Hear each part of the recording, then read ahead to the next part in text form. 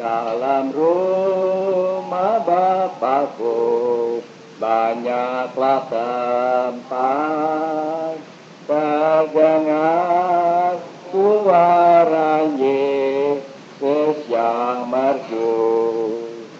Ya pergi ke negeri terang, surga yang bakal, untuk menyediakan tempat bagimu. Jangan tolak kasih Tuhanmu setia, agar kau pun boleh masuk terang mulia. Dalam rumah Bapakku banyaklah tempat, baik percaya tentu kau diterimanya. Yesus mati atas salibnya yang hina, untuk menebus segala dosamu. Nanti pada suatu hari yang ceria, kita akan berkumpul di rumahmu. Jangan tolak kasih Tuhanmu setia, agar kau pun boleh masuk terang mulia. Dalam rumah Bapakku banyaklah tempat, baik percaya tentu kau diterimanya.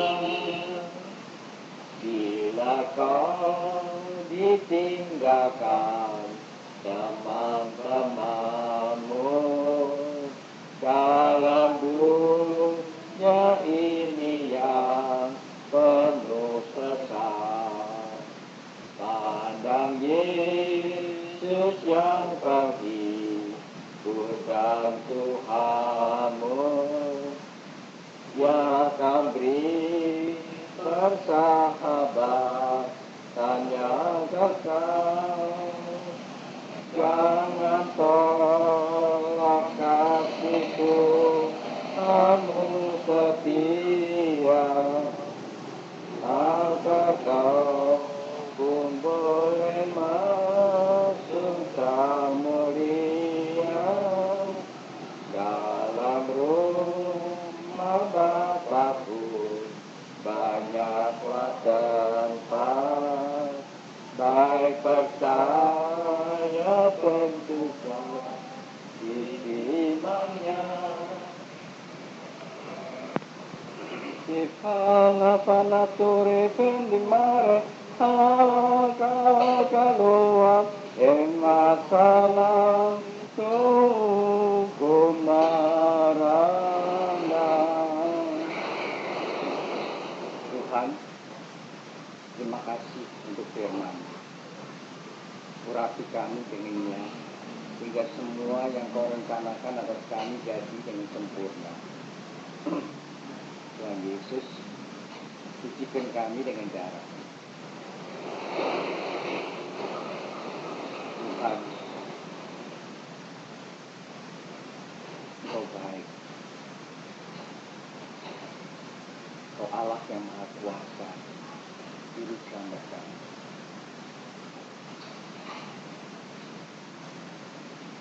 Ajari kami Tuhan, menyadari dan menikmati ini semua. Berkati kami berganda-ganda. Sediakan hati kami Tuhan. Terima kasih.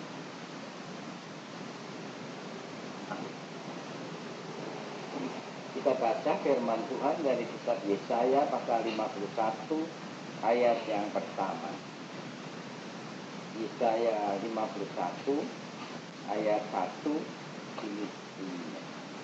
Dengarkanlah aku, hai kamu yang mengejar apa yang benar. Hai kamu yang mencari Tuhan. Pandanglah gunung batu yang daripadanya kamu terpahat, dan kepada lubang penggalian batu yang daripadanya kamu terpahat. Sudah kan sudah jelas kan? Kalau kita memang mengejar yang benar, kita memang mencari Tuhan, apa kita harus lakukan? Itu jelas sekali, dengarkan. Yang kita perlu untuk bisa ketemu Tuhan, untuk bisa mendapatkan Tuhan adalah dengar. Kalau kita nggak dengar, biar kita berbuat apa saja dah, bawa korban apa saja, bekerja buat Tuhan apa saja, percuma. Yang perlu cuma dengar. Dengar siapa? Gunung batu yang daripadanya kamu terpahat. Yang bikin kita itu siapa? Dengar, jangan dengar orang lain, jangan dengar siapa-siapa, jangan dengar guru-guru, tapi dengar Khalik kita. Jadi kita lihat bahwa jelas betulnya di seluruh Alkitab itu sudah jelas dikatakan nyarinya itu di mana. Bukan nyarinya itu bukannya nurutin Taurat, bukan nyarinya itu nyari nyelidikin Alkitab, tapi dengar. Kita seringkali itu berbuat banyak perkara tapi kita nggak dengar. Yang percuma.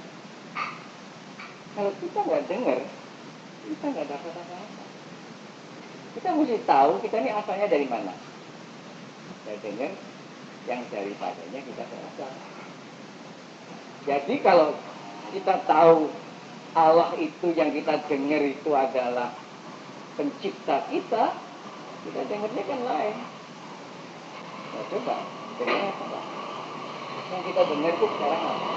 Semua orang dengar orang punya kuping dua. Ribut di luar juga kita dengar kita punya kuping. Apakah kita bisa dengar Tuhan? Yang bikin kita, Khalik kita? Atau kita nggak bisa dengar? Semua kita bisa dengar kecuali Tuhan yang kita nggak dengar malah. Jadi perbuatan kita itu sia-sia aja. Kita berlaku salah, kita nyembah, kita apa, nggak ada gunanya kalau kita nggak dengar. Dan sebab itu saudara lihat bahwa Alkitab ini dari mula sampai akhir ini adalah firman. Dan firman itu kata-kata itu harus didengar. Kalau kita nggak dengar, biarpun kita nganggap itu baik kayak apapun, keliru kita. Orang-orang yang nyembah berhala kan gitu. Dia sangka bahwa dewanya itu sukanya semangka, dia kasih semangka. Dia sangka bahwa itu sih, mereka serius loh. Karena mereka bisa bayangin gitu. Mereka bayangin semua. Jadi, betapa pentingnya gitu. Banyak ribut-ribut, banyak cekcok itu bisa dihindari kalau kita mau dengar Tuhan. Kalau kita mau dengar Tuhan, kita nggak bisa salah kan.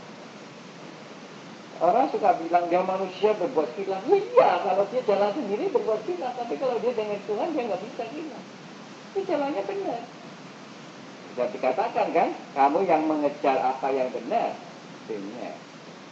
Jadi bukan usaha, bukan semedi, bukan tapa, bukan apa, tapi dengar. Cuma dengar aja. Kita biasanya kita cuma dengar suara kita sendiri. Ini tuh. Di dalam Yesaya 59 ayat 19-20, Yesaya 59 ayat 19-20, kita baca firman Tuhan begini. Maka orang akan takut kepada nama Tuhan di tempat matahari terbenam, dan kepada kemuliaannya di tempat matahari terbit. Sebab ia akan datang seperti arus dari tempat yang sempit yang didorong oleh nafas Tuhan. Ia akan datang sebagai penebus untuk Sion dan untuk orang-orang Yakub yang bertobat dari pemberontakannya. Demikianlah firman Tuhan. Saudara, lihat aja. Kalau Tuhan, kita dengar firman Tuhan, kita juga tahu apa yang kita nantikan, siapa yang kita nantikan. kita baru tahu, kita akan ngerti Yesus itu siapa. Kalau kita nggak ngerti, kalau dilihat dari luarnya, dia tersalib. Itu banyak ejekan-ejekan orang-orang mengenai Yesus kan gitu. Dia tersalib, dia kalah. Tapi yang dengar firman Tuhan tahu bahwa dia itu penebus, bahwa dia datang untuk menyelamatkan. Saudara nggak bisa belajar ini dari baca, itu nggak bisa. Dari dengar Tuhan. Murid-muridnya itu nurut Tuhan nggak ngerti-ngerti, tapi di atas bukit itu di mana mereka dengar Tuhan katakan ini anak. Sekarang mereka nggak ngerti siapa itu dia. Siapa nggak ada bedanya kelihatannya, apalagi dibaptis sama Yahya Pembaptis sama-sama ribuan orang lain. Tapi kalau kita mau dengar Tuhan yang harusnya dikasih tahu. Nanti yang di atasnya itu roh ringgas seperti burung merpati itu dia. Kita tahu, kita nggak keliru. Saudara, kita keliru kenapa? Karena kita nggak dengar Tuhan. Kita sangkanya tentu di situ, sangkanya di situ. Tapi salah. Kalau kita dengar Tuhan, kita nggak akan salah. Apa yang Dia katakan itu benar. Justru untuk dengar Tuhan. Kalau kita tidak mencari kebenaran, kalau kita tidak ingin kebenaran, nggak semua orang ingin. Banyak yang senang dusta, yang senang bohong. Tapi kalau kita benar mencari kebenaran, kita mesti dengar Dia. Tuhan adalah Tuhan yang nyayangi kita. Dia yang nyari kita. Dia yang nunggu kita. Jadi kita mesti dengar Dia. Kalau kita nggak dengar Dia, ya kita tetap jalan kelihatannya benar, tapi nggak benar. Kita nurutin Taurat, tapi yang mana yang diturutin? Jadi kalau kita ya nggak cari kebenaran, keliru. Kita mau pergi ke Yerusalem sekarang, mau ngeliatin makamnya Yesus, mau apa mau berpercaya. Coba bayangin, orang-orang itu pergi ke Yerusalem, pulang bawa orang yang berharga sekali. Mana? Saya sebenarnya di Jawa. Dari mana turunnya, mananya? Apa ini baru turun lagi, saya pikir. Nah, saya tanya teman saya yang ngicipi, rasanya kayak apa? Nggak enak. Ya saya nggak tahu, mungkin itu tai kambing jamuran dijual orang kan, orang Yahudi itu kan licik sekali. Dan turis-turis itu kan biasa belon-belon, kalau di sini juga gitu kan dibohongin aja macam-macam. Nanti itu antik dari Pleret terus dijual, bilang antiknya dari zaman Majapahit, mau aja. Saudara, saya tahu. Nah, kenapa? Karena mereka nggak dengar Tuhan. Mereka cuma pikir kalau lihat kuburannya, lihat bekas kuburannya di Taman Yusuf Arimatea, lihat jejaknya, di mana Tuhan di Getsemane, di mana Tuhan nangis, kayak gitu-gitu. Mereka pikir itu sudah tahu. Yang perlu itu bukan itu. Yang perlu itu dengar itu. Saudara, saya cuma pegang satu itu. Kalau itu tuh perlu, berarti orang untuk bisa selamat mesti punya duit ya. Loh, kalau nggak bisa dah. Nanti di sana itu kebaktian, baptis, Sungai Yordan. Jadi kalau bahasanya itu nggak diandukin supaya lama nempelnya. Saudara coba bayangin. Mereka berfokus itu. Dikira kalau sudah itu pulang-pulang tuh bangga kayak itu. Sekarang benar-benar haji. Saudara. Kalau sampai dituntut dari orang sesuatu yang dia nggak bisa, berarti itu enggak. Berarti benar. Kalau saudara bisanya dibaptis mesti dicelup, berarti enggak benar. Kalau nggak ada celupannya. Jadi saya lihat ya, Tuhan tuh ngasih semua itu gratis. Nggak ada yang mesti bayar. Kalau kita mesti tergantung pada uang, pasti nggak benar. Yang bisa dibaptis adalah orang yang tidak punya uang. Kalau yang punya uang juga boleh, tapi bukan itunya. Jadi kalau yang punya uang, airnya yang aqua. Nanti kalau yang nggak punya uang, barangkali airnya air kali atau apa. Bukan gitu.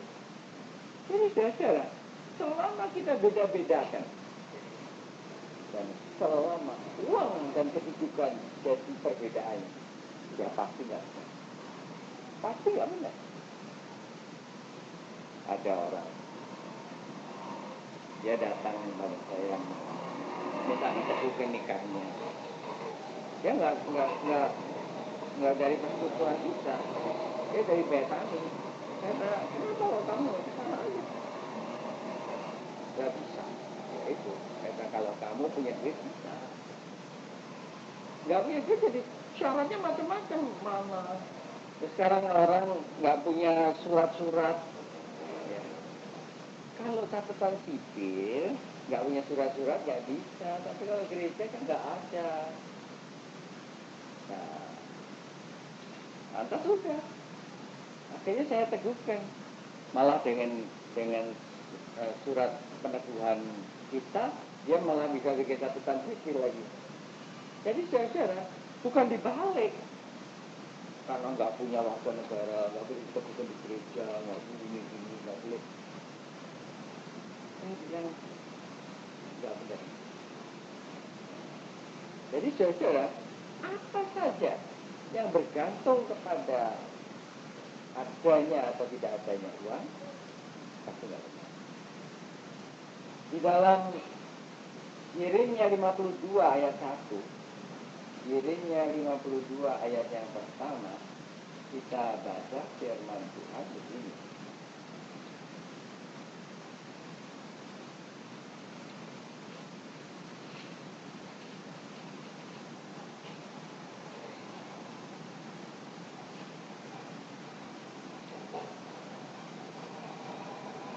Sedekia berumur 21 tahun pada waktu ia menjadi raja, dan 11 tahun lamanya ia memerintah Yerusalem. Nama ibunya ialah Almital binti Yeremia dari Libna. Dia boleh anaknya siapa, dia boleh keturunan siapa, dia boleh kedudukannya apa. Tapi yang dilihat Tuhan itu adalah apa yang dia lihat. Karena dia berbuat jahat di mata Tuhan, Tuhan tidak ada. Dan bagaimana orang bisa berbuat jahat di mata Tuhan?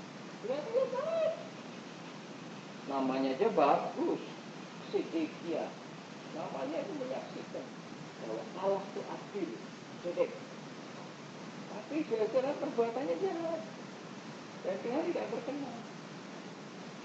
Ya kita mau apa saja. Nama kita boleh bagus, boleh hebat.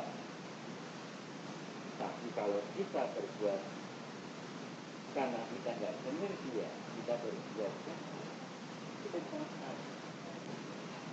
Nggak ada misalnya orang namanya Selamat.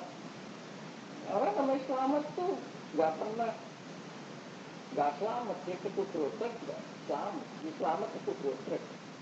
Jadi saudara ini selamat, namanya Samuel, Allah dengar. Kalau kita nggak dengar juga namanya percuma. Jadi nama itu saudara nggak jamin benernya kita berbuat. Nah, bagaimana kita bisa berbuat benar? Kecuali kita dengar Tuhan. Kalau kita dengar Tuhan, kita nurut Tuhan, nggak mungkin kita bisa membuat kesalahan.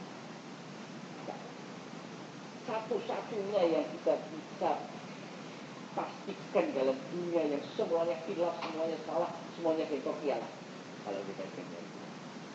Dengarnya dan itu seperti seekor domba di tengah serigala. Aneh sekali. Kalau Tuhan kasih gambar, domba itu dengarnya cuma gembala. Nah kalau ada serigala banyak di kelilingnya, mengaum, menyala gitu ya, dia bisa nggak dengar gembalanya? Selamatnya domba seekor ini karena dia cuma dengar gembala. Selamatnya kita juga bukan karena dengar orang-orang banyak, bukan karena ribut-ribut sana sini, enggak.